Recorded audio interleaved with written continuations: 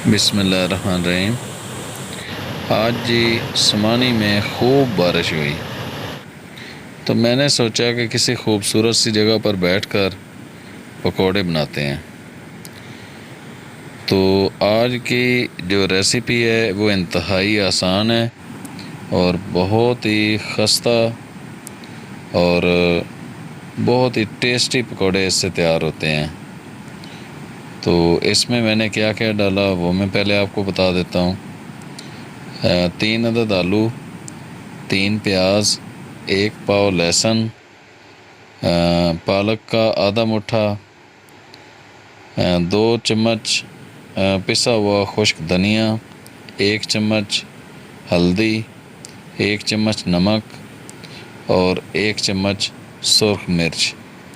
इन सब को मिक्स कर देना है और मिक्स करने के बाद इसके ऊपर अंडे डालने हैं। अंडे कितने इसमें डालने हैं? 4 अदद। बस उसको मिक्स करके आप छोड़ दें थोड़ी देर के लिए। पानी बिल्कुल भी नहीं इसमें डालना, इस चीज़ का आपने ख्याल रखना है।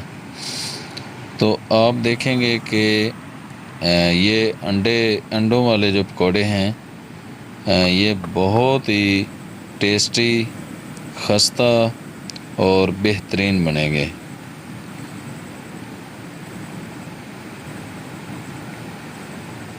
तो दोस्तों, जब भी आप लोगों को मौका मिले तो मेरी आप लोगों से गुजारिश है कि दौरान सैर या अपने घर के अंदर इस रेसिपी पर अमल करें। इंशाल्लाह आपको बहुत टेस्ट आएगा। तो दोस्तों, टूरिस्ट के दस्तरखान से आज की मेरी आपको ये वीडियो कैसी लगी कमेंट्स के अंदर ज़रूर बताइएगा।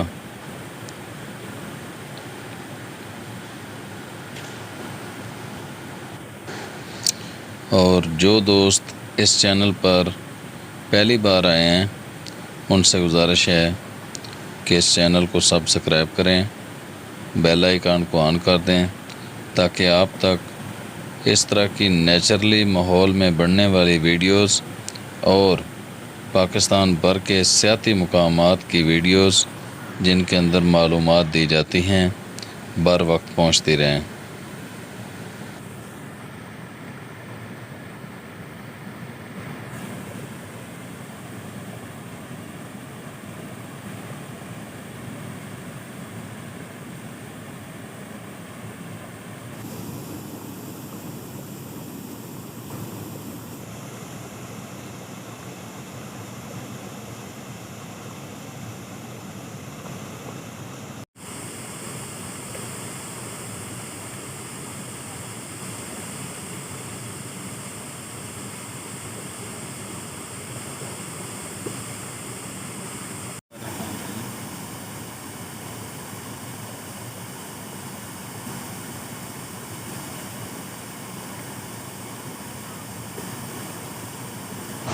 बिस्मिल्लाहिर्रहमानिर्रहीम।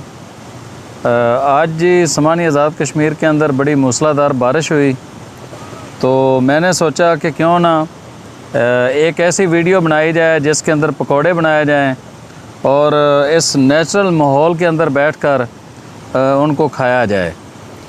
तो दोस्तों, मैंने यहाँ पर बैठ के पकोड़े बनाए जो कि बहुत ही लजीज बने, बहुत खस्ता बने। इसकी तरकीब मैं आखिर में बता देता हूँ कि मैंने क्या क्या कितनी मिकदार में डाला है इसके अंदर, और बिल्कुल आसान है।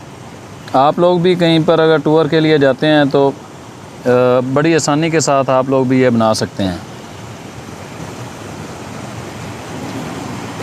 तो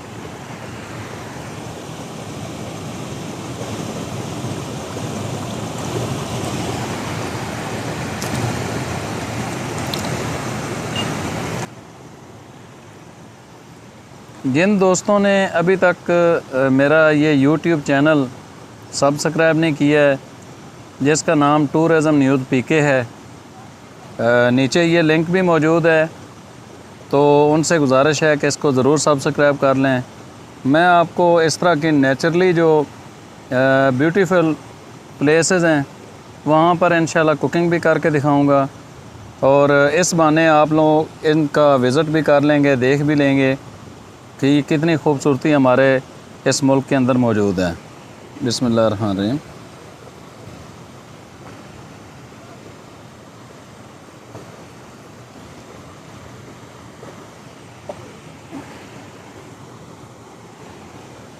दोस्तों, अगर हम दरख्त लगाएं तो बारिशों का वो सिलसिला जो बिल्कुल थम चुका है, तो ये पंजाब और सिंध के अंदर भी शुरू हो सकता है, लेकिन उसके लिए दरख्तों का होना ज़रूरी है। तो अगर दरख्त लगाएंगे तो ये बहारें आप लोग वहाँ भी देख सकते हैं, वरना इस टाइम जितनी गर्मी है इसमें तो रहना, आने वाले चंद सालों में तो लंटर और फर्श के दरमियान में रहना बहुत मुश्किल हो जाएगा। तो उस वक्त हम क्या करेंगे? इसलिए आप लोग अभी, चूँकि ये सीज़न चल रहा है शजरकारी का, तो दो दो पौधे आप में से हर बंदा लगाए और उन पौधों को भी मंसूब करें उन हस्तियों के नाम, जिसमें से एक पौधा आप अपने वालिदैन के नाम का कर लें और दूसरा पौधा अपने असातिज़ा इकराम के नाम का कर लें। ये वो हस्तियां हैं कि जिनके एहसान हम दुनिया में दे नहीं सकते, तो इनके नाम के जब हम पौधे लगाएंगे, शजरकारी करेंगे, वो दरख्त, वो पौधे इस अपने मुल्क को गिफ्ट करेंगे, तो इंशाल्लाह हमारा मुल्क हरा भरा हो जाएगा, ग्रीनरी हो जाएगी, सब्ज़ा हो जाएगा, और जिसकी वजह से बारिशें होती हैं। मैं आपको एक बात बताता हूँ जी कि लाहौर के अंदर, मॉडल टाउन के अंदर बारिश हो रही होती है, मीनार पाकिस्तान वाली साइड में नहीं हो रही होती। इसकी वजह क्या है? कभी आप लोगों ने इसके ऊपर गौर किया है? इसकी वजह भाइयों सिर्फ़ ये है कि उस एरिए में बहुत ज़्यादा ग्रीनरी है, बहुत ज़्यादा पौधे और दरख्त हैं वहाँ पे, जिस वजह से बारिश वहाँ पे तो होती है लेकिन बाकी लाहौर में नहीं हो रही होती। तो पौधे लगाएं। और आज की वीडियो आपको कैसी लगी है इसके बारे में नीचे कमेंट्स में ज़रूर बताना है।